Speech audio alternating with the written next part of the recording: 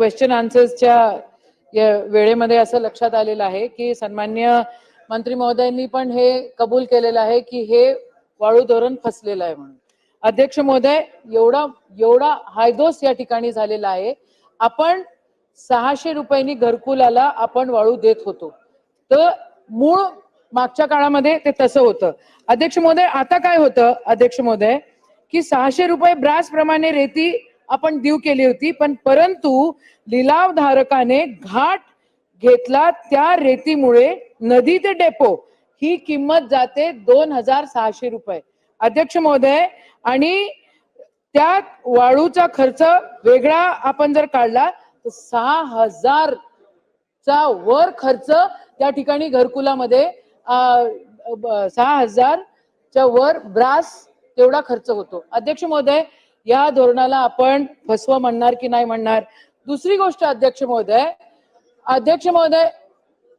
मंत्री महोदय 2 मिनिट मंत्री महोदय आपण ऐकून घ्या.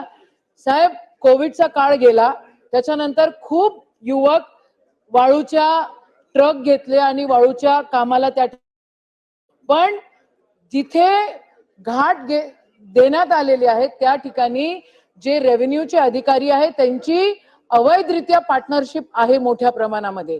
आणि जर समजा त्याचं टायमिंग जर संपलं, समजा त्या परमिशनचं टायमिंग 3 वाजता संपलं, तर साहेब 3:10 तो ट्रक जप्त केला जातो. अध्यक्ष महोदय, माझं स्पेसिफिक प्रश्न आहे की हे ट्रक जप्तीवर तुम्ही 2 लाख रुपये लावलेले, 2 लाख रुपये त्या ठिकाणी पनिशमेंट म्हणून तुम्ही घेताय. बघा, 2 लाख रुपये की 4 लाख रुपये जी काय त्याची किंमत आहे ती, अध्यक्ष महोदय, त्या ट्रक बेरोजगारावर तिथं त्यांच्यापाशी पंचनामा काढण्यासाठी त्यांच्याजवळ कागदपत्र नसले तरी ते त्या लोकांना पकडतात आणि ते म्हणतात चला तुमच्यावर गुन्हे दाखल करत नाही, पहिले 2 लाख तुम्ही काढा. कुठून देणार आहे तो बेरोजगार? अध्यक्ष महोदय, शासन घरकुल धारकांसाठी वेळेवर वाळू उपलब्ध करून देण्यास नाकामयाब झालेली आहे. या गोष्टी शासनाला मान्य आहे का? नसेल मान्य तर 600 रुपयामध्ये आपण कशी वाळू करून देणार याचं उत्तर द्यावं. अवैधरित्या वाळू ठेकेदार इतर व्यक्तींच्या नावे ऑनलाईन बुकिंग करणाऱ्यांना ठेकेदारांवर आपण कारवाई करणार का? आणि जे काही शासनाचे अधिकारी त्या ठिकाणी पार्टनरशिप मध्ये काम करत आहेत त्यांच्यावर कारवाई झाली पाहिजे. ती कारवाई आपण करणार का?